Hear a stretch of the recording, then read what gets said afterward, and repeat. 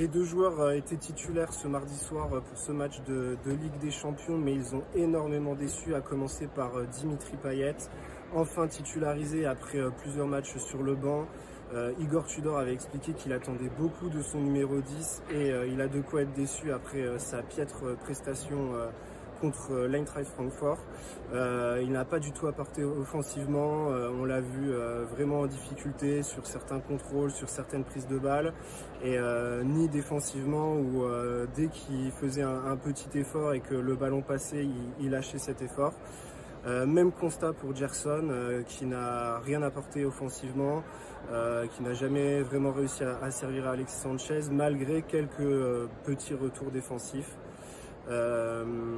Voilà, bilan très triste pour ces deux joueurs qui sont sortis dès la 60e minute sous les sifflets du stade Vélodrome.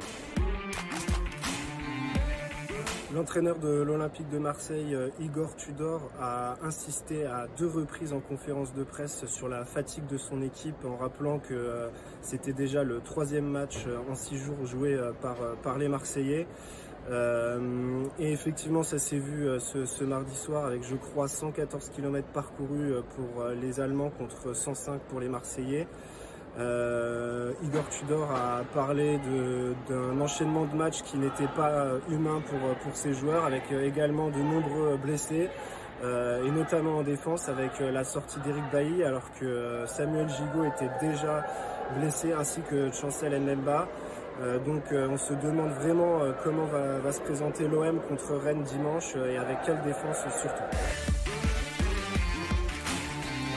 C'est la question que l'on peut se poser après ces 2 défaites en 2 matchs pour l'Olympique de Marseille dans cette Ligue des Champions. Donc une défaite assez cruelle contre Tottenham lors de la première journée, et cette défaite beaucoup plus logique contre Francfort ce mardi soir.